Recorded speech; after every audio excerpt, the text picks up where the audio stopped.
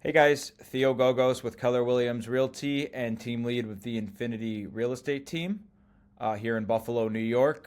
Just wanted to take a minute today and go over a contract of sale and some important nuances that go into that. So typically with my clients, the first time a buyer is putting in an offer, I like to go through this with them. After that, it's the same stuff on every one of these contracts. It's kind of similar to riding a bike. Once you figure out how to do it once, it's pretty easy. Every situation is unique. There's always little stuff that's going to be different, but the main stuff you need on every contract is the purchase price, the earnest money deposit amount. We'll get into that in more detail in a second.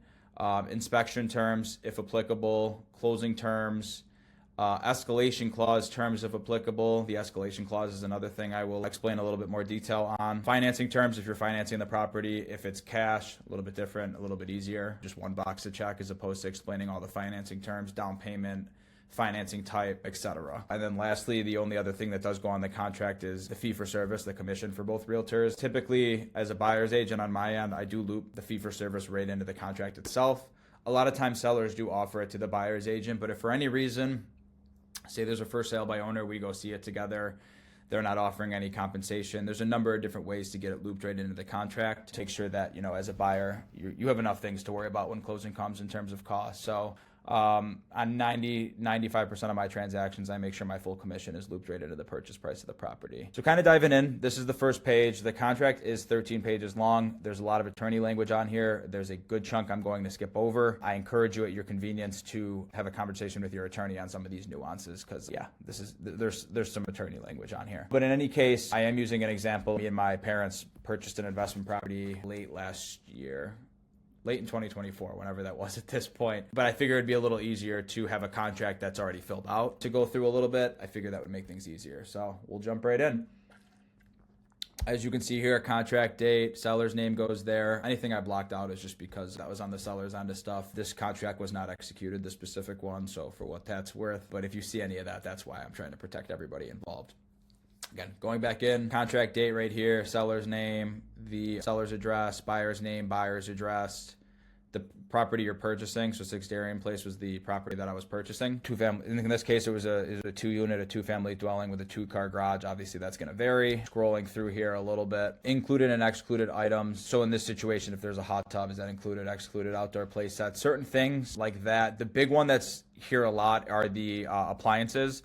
So say the fridge and the stove are included, that would actually be right here. It would say fridge, stove included in substantially the same condition of the property inspection if none is conducted as the contract date. So essentially saying that the fridge is in the same condition come closing time as it was when you put in the offer. Same thing with the whole house. That's why you do a final walkthrough of the property. So that's what would be there, is if any appliances are included, they would be right there. In this case, no appliances were included in the sale. There wasn't any there. So that's why that's blank. But that's where the appliances would go. Scrolling down a little bit.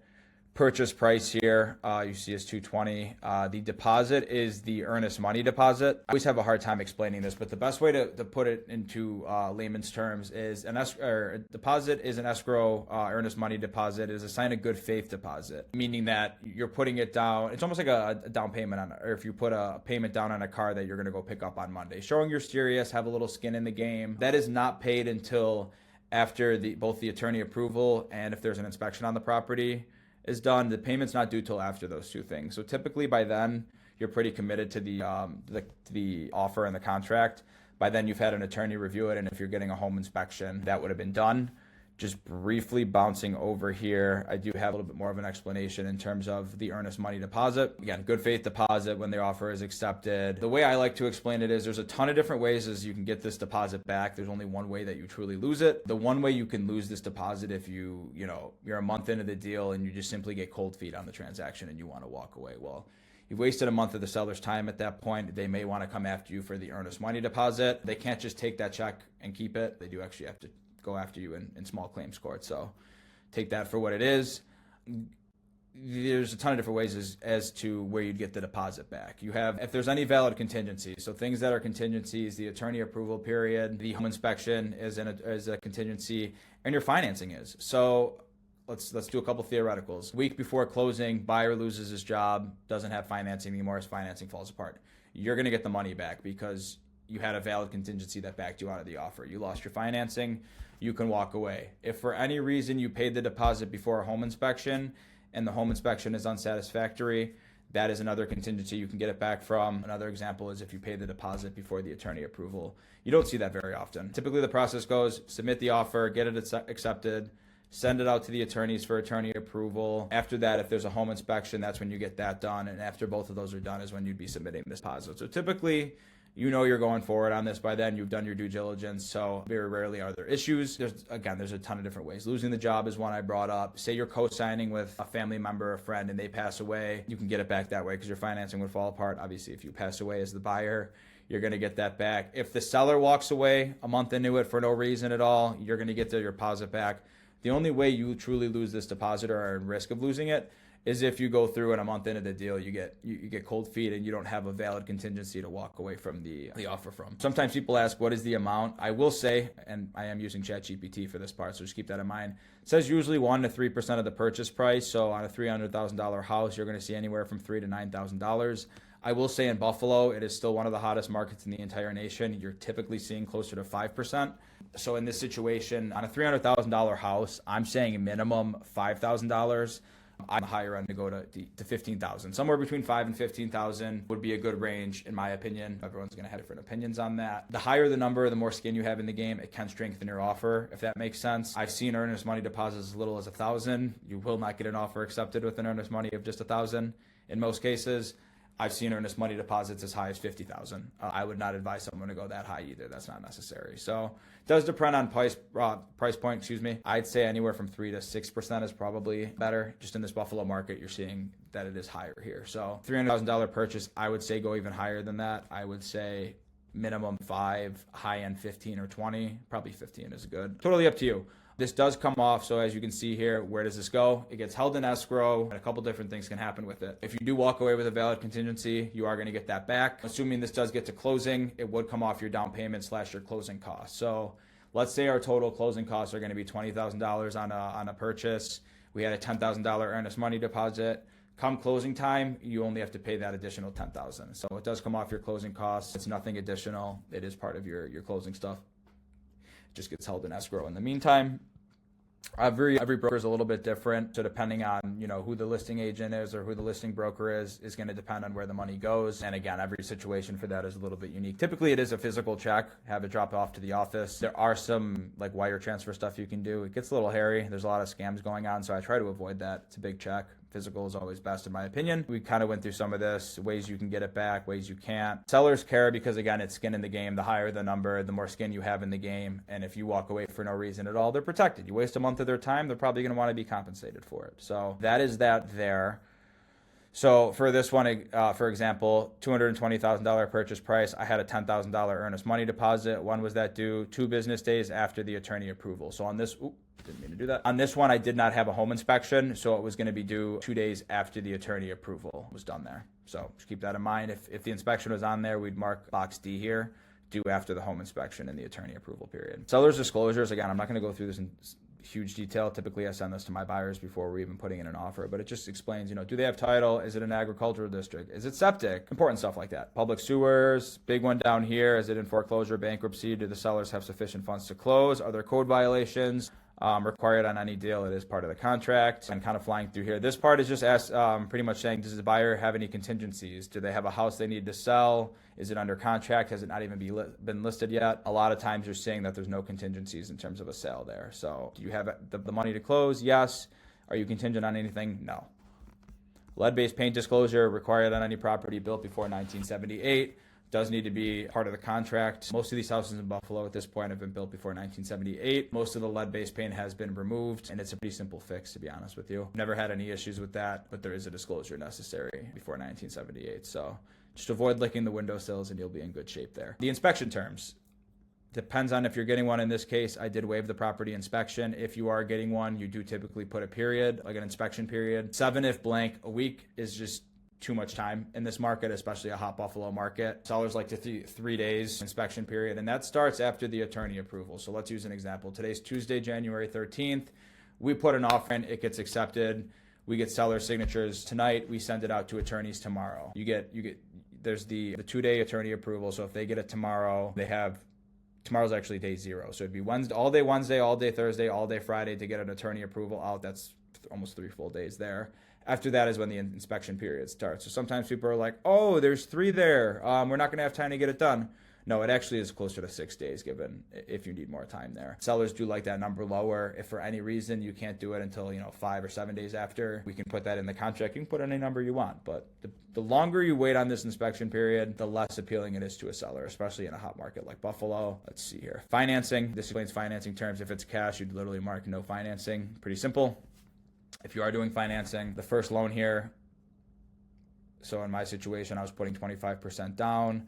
It was a conventional loan over 30-year. You might have FHA, you might have VA, you might have a Sony May, it might be 20-year, it might be 15-year. The part I like to point out, a fixed rate not to exceed 8%. My actual interest rate on this was not 8%. It was pretty high at the time, maybe mid-sevens. Just know that language not to exceed. The point being, if I put, say your interest rate is right at 7%, and then tomorrow they go up to 7.1, contracts. So we put not to exceed. This is not your actual interest rate right here, so don't get concerned there. Commitment date is your mortgage commitment from the bank. So when you have a pre-approval, whoever issued you it, that individual said, hey, we're willing to give the money. At this point, when you get the mortgage commitment, it's the entire lender saying, no, we're ready to lend the money on this house. Pretty big step in the process. On a 60-day, I should have probably even put 30 on here. You can normally get those out pretty quickly, but that's the commitment part there. I'm just scrolling through some of this stuff here. Other big one is closing date. In this situation, it was a 60-day closing. That can always vary. It does depend. In Buffalo, you very rarely see anything shorter than 45, even if it's cash. A 30-day closing, in my opinion, in Buffalo does not exist. In other parts of the country, absolutely 100%. Scrolling through a little bit more here, some attachments, that lead-based paint rider I told you about. If it's a property that's rented out, you'd have a rented property rider, property condition disclosure, etc. Scrolling through here, down at the bottom is where attorney's info would go.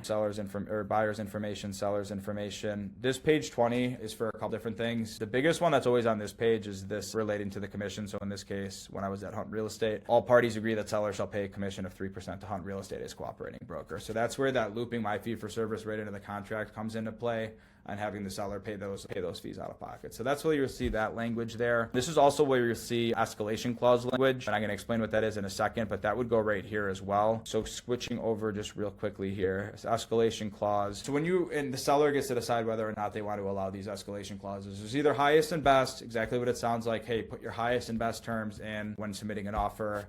Sometimes sellers do allow an escalation clause as well. What this is pretty much, it's almost like in a sense a bidding war. This step-by-step gives a great example. Say you start an offer at a base price. I typically say to do it at asking price. So $300,000 house, we're starting our offer at that. We will say, hey, buyer is willing to pay $3,000 over the next highest offer with a cap of whatever. So in this case, the cap was $330, starting at $300, willing to go up to $330. So if an offer comes in at, again, they use $5,000 for the interval there. So let's roll with that for a second. I'm going to kind of restart this a second, just go over this again. Buyer submits an offer at base price. So $300,000, intervals of $5,000, not to exceed $330. If an offer comes in at $315, our offer automatically jumps to $320. Say the highest offer that comes in is at $335. Well, our offer maxes out at $330. So that's the max it's going to go up to. So that's where the cap is important. People use it in multi-offer situations, exactly what you can see. I typically tell my buyers to do it if the sellers are allowing it, just so you don't overpay unless you have to. So that's what that is there. That's where this language would go, pretty much saying buyer is willing to pay X amount over the next highest non-sale contingent offer with a cap of whatever the case may be there. So took me a little longer to explain that I meant to, but that's that there. Scrolling through, seeing if there's anything else on here I want to go over. Lead-based paint disclosure that I mentioned is on everything. Typically, you're going to see hazards unknown, no records provided. No one's getting a lead-based paint test done on their house. It's very expensive, and there's no benefit to the seller. All you're going to do is find out bad news. And then purchaser here waives the opportunity to conduct a lead-based paint. I've never, in my 3 years, seen someone get a lead-based paint test done. This is typically how these look, just so you know. For your knowledge, property condition disclosure statement. I typically send this to my buyers in advance as well, but this is part of the contract, and you do sign it. Cooperating broker compensation, again, puts in a separate page that, hey, sellers are willing to pay me 3% for my fee for service on the transaction, and that is it. Let me just see.